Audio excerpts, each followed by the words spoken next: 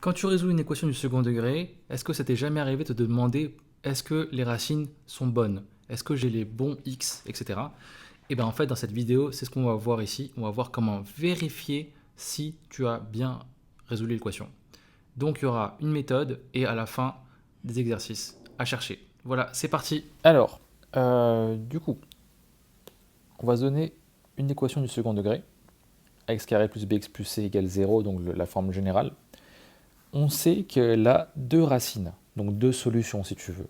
Donc il y a deux nombres tels que quand tu remplaces x par ces deux nombres, enfin ce nombre-là, ça va faire 0. Par exemple 1 et 5. Donc si on remplace x par 1 ici et ici, ça devrait faire 0 si c'est vraiment la solution.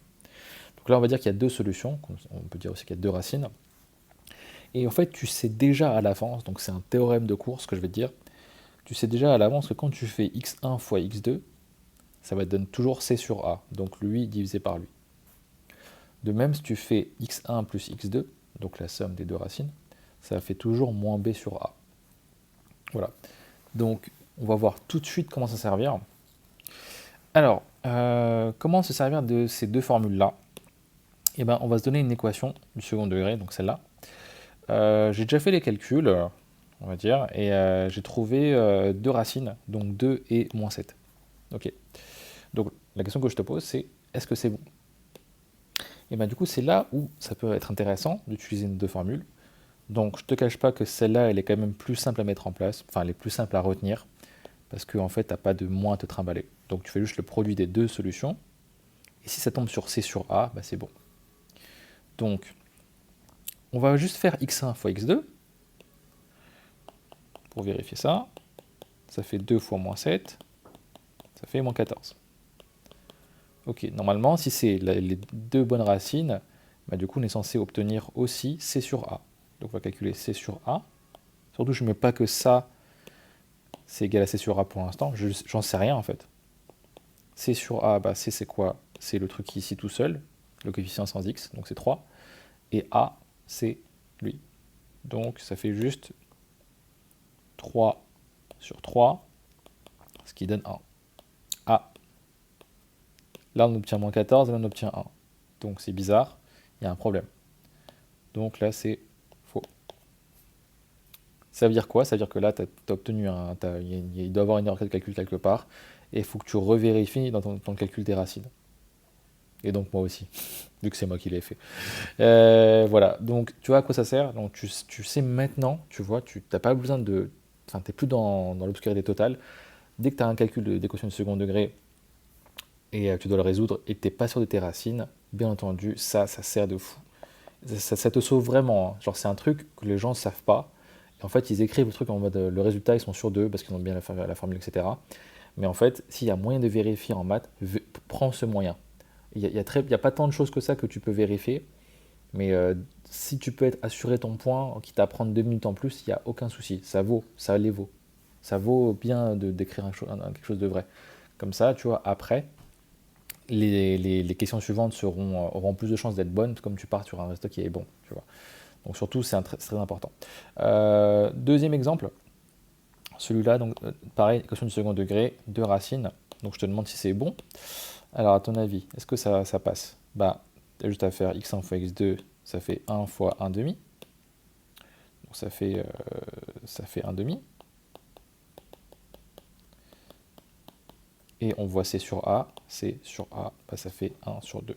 Donc oui, passe. Donc là c'est OK.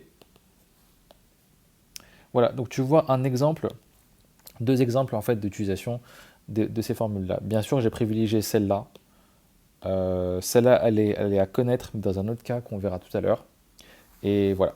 Donc, en guise d'exercice, je te propose deux situations. Une première où tu as une équation de second degré et il y a déjà les éventuelles racines. Et c'est juste à toi de dire si c'est bon ou pas, en justifiant bien entendu. Deuxième exemple, et c'est beaucoup plus commun d'avoir ça, c'est qu'en fait, là je te mets une situation vraiment type contrôle où en fait, tu as une équation du second degré, il faut juste résoudre et vérifier. D'ailleurs, résoudre et vérifier devrait être, enfin, ça devrait être même pas marqué qu'il faut vérifier, c'est sous-entendu quoi. Du coup, obligatoirement quand tu fais une équation, tu dois toujours vérifier si ça va quoi. Voilà. Donc vas-y, je te laisse faire ça et on se retrouve pour la prochaine vidéo. Si tu veux voir la démonstration pour les deux formules, reste encore un petit peu et je vais t'en parler tout de suite. Alors, en fait, les deux formules qu'il faut démontrer, c'est que x1 fois x2 égale c sur a, x1 plus x2 égale moins b sur a. En fait, ces trucs-là, tu connais parce que c'est basé sur le fait que, comme tu as deux racines, donc forcément delta il est positif. Donc forcément x1, la formule c'est moins b plus racine de delta sur 2a. Et la deuxième c'est x2 égale moins b plus, pardon, moins racine de delta sur 2a. Et du coup, bah là, tu as une expression de x1 et de x2, donc on a juste à faire les opérations. D'abord, on va commencer par x1 fois x2. Tac. Donc, ça fait quoi? Bah, ça fait juste ça. Tac, sur ça. Voilà. Donc, ça fait juste un peu peur en termes de calcul, mais il n'y a rien du tout. C'est qu'une fraction fois une autre fraction, quoi. Donc là, les deux en bas, bah, c'est fait 2a fois 2a, donc on peut déjà mettre que 2a fois 2a, ça fait 4a carré. Ensuite, j'ai ça fois ça. Et bah ça, en fait, soit tu le fais directement en double distributivité, mais c'est un peu galère, quoi. Enfin, ça se fait totalement. Soit tu remarques qu'en fait, ça, à un signe près, c'est la même chose, et le signe qui change, c'est lui. Bah, ça te rappelle quoi? Ça te rappelle tout simplement l'identité remarquable a moins b facteur de, enfin a plus b facteur de a moins b en haut. Et ça fait donc du coup a carré moins b carré. Donc ça fait juste ça fois le truc. Donc moins b plus racine de delta, moins b moins racine de delta, je vais expliquer un peu. Et là tu vois que ça fait une intermarquable, donc ça fait moins b le tout au carré, le premier là du coup, le tout au carré, moins lui le tout au carré, donc c'est racine de delta, le tout au carré, toujours sur 4a carré. Moins b le tout au carré, ça fait b carré. Donc lui, ça fait tout simplement delta sur 4a carré. Alors, on est censé obtenir c sur a. Est-ce qu'on est arrivé à la fin? Bah, tu vois bien que non, mais on n'a pas utilisé une information, c'est que bah, lui, ça reste comme ça. Il y a des A, il y a des B, il y a des A, mais lui, il y a un delta, donc il y a des trucs cachés à l'intérieur. D'ailleurs, il n'y a même pas de C qui apparaît pour l'instant. Donc ça, va falloir creuser un peu pour le faire apparaître. Et comme tu sais, B, enfin delta, c'est B carré moins 4AC. Il faut toujours pousser plus loin.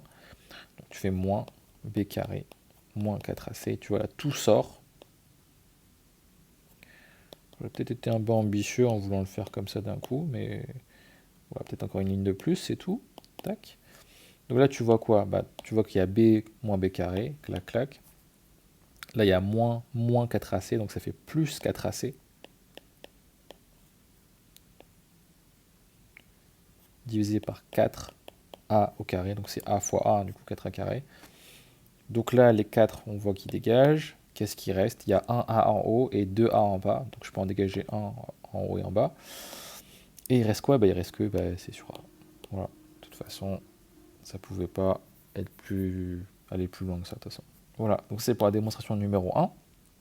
Deuxièmement, on va pouvoir montrer que en additionnant, ça fait moins B sur A. Bah, même principe, hein, du coup.